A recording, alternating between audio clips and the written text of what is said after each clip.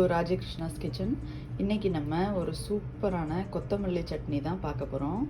அதுக்கு என்னென்ன தேவையான பொருட்கள் அப்படின்னு சொல்லிட்டு பார்ப்போம்.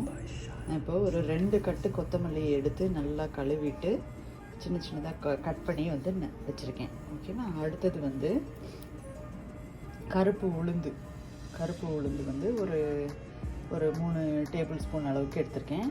அதே அளவுக்கு தேங்காயும் சின்ன சின்னதாக நறுக்கி வச்சுருக்கேன். காரத்துக்கு வந்து இந்த பச்சை மிளகா அண்ட் ரெட் சில்லி ரெண்டுமே வந்து யூஸ் பண்ண போகிறேன். அவங்க காரத்துக்கு ஏற்ற மாதிரி இந்த அளவு வந்து யூஸ் பண்ணிக்கோங்க. அடுத்தது வந்து கொஞ்சமாக வந்து புளி, சும்மா கொஞ்சமாக. அடுத்தது வந்து பெருங்காயம்.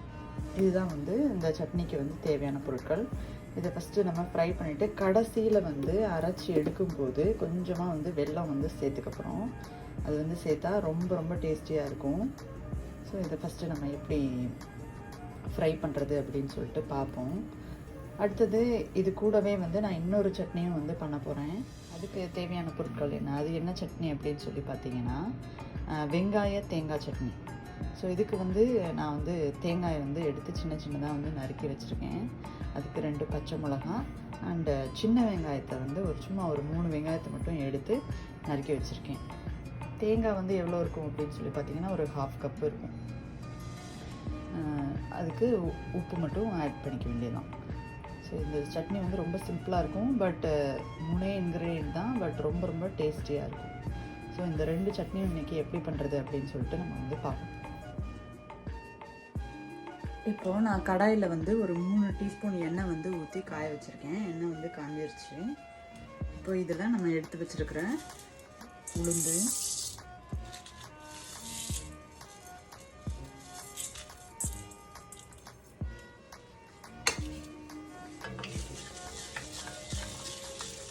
இது வந்து கருப்பு உளுந்து அப்படின்றதுனால நம்ம வந்து கொஞ்சம் கருக்கீராமல் வந்து பார்த்து பண்ணணும்.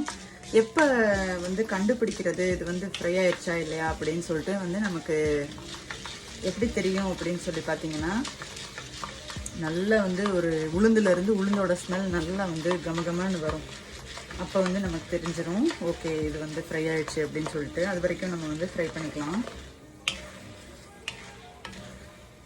நான் இப்போ நல்லெண்ணெய் ஊற்றிருக்கேன். அதனால நல்லா பாருங்கள், இது நல்லா சுத்தமான நல்லெண்ணெய். நல்லா வந்து நிறையா வருது.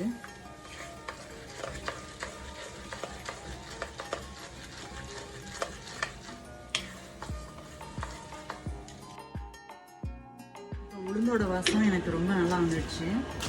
அப்புறம் வத்தல், எடுத்து வச்சுருக்கோம் இல்லையா பெருங்காயம், இதையும் வந்து சேர்த்துக்கலாம். அதுக்கப்புறம் வந்து கொத்தமல்லி,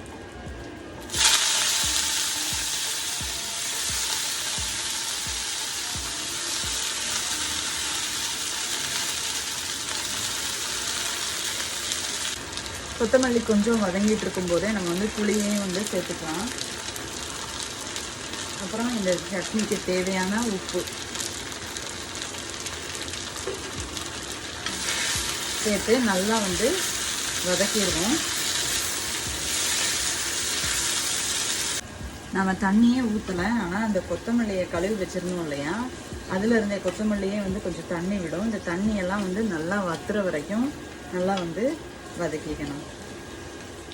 இப்போ தண்ணியெல்லாம் ஓரளவுக்கு நல்லா வந்து வத்திருச்சு.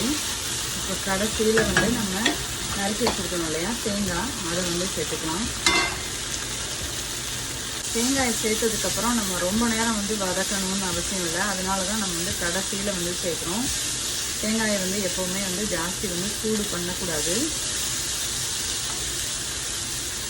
ஒரு 2 வதக்கு, ஒரே ஒரு நிமிஷம் வதக்கிட்டு அப்படியே ஆஃப் பண்ணிடுறோம். இப்போ நம்ம நல்லா வந்து வதக்கி வச்சுட்டோம். இதை வந்து நல்லா ஆற விட்டுருவோம். அந்த கேப்பில் நம்ம என்ன பண்ணலாம் அப்படின்னு சொல்லி பார்த்தீங்கன்னா, இன்னொரு சட்னிக்கு எடுத்து வச்சுருக்கோம் இல்லையா, அதை வந்து அரைச்சிட்டு வந்துடலாம். ஸோ இந்த தேங்காய், வெங்காயம், பச்சை மிளகா,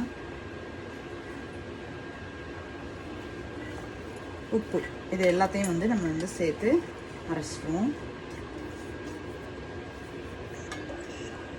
இப்போ நம்ம கொத்தமல்லி சட்னிக்கு வதக்கி வச்சது நல்லா வந்து ஆறிடுச்சு. ஸோ மிக்சியில் போட்டு அரைச்சிக்கலாம். இது வந்து கொஞ்சமாக வந்து தண்ணி சேர்த்து நம்ம வந்து அரைச்சிக்கலாம்.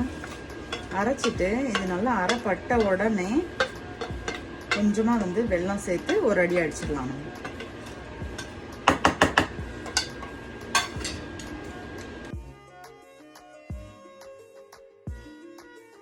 இப்போ பாருங்கள், நான் நல்லா நைஸாக அரைச்சிட்டேன்.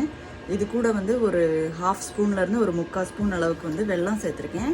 இதை சேர்த்துட்டு ஒரு சுற்றி எடுத்துட்டோன்னா நம்மளோட கொத்தமல்லி சட்னி வந்து ரெடி ஆகிடும். இப்போ நம்மளோட வெங்காய தேங்காய் சட்னியும் கொத்தமல்லி சட்னியும் வந்து ஜம்முன்னு வந்து ரெடி ஆகிட்டாங்க. இப்போ உங்களுக்கு தாளித்து போட்டுடலாம். நம்ம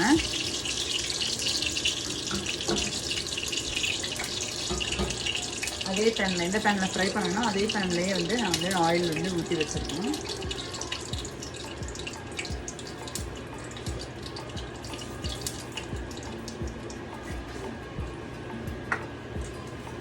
கடுகு உளுந்தம் பருப்பு,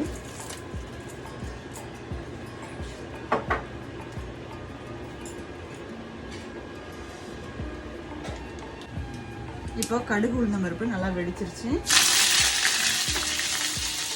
கருவேப்பிலை சேர்த்துக்கணும்.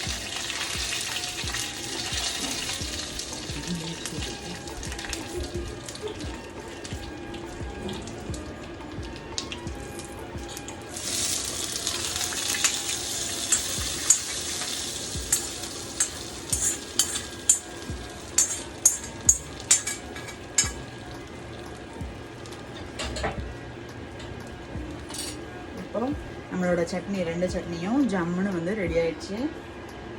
ரொம்ப ரொம்ப டேஸ்டியாக இருக்கும். கண்டிப்பாக வந்து ட்ரை பண்ணி பாருங்கள்.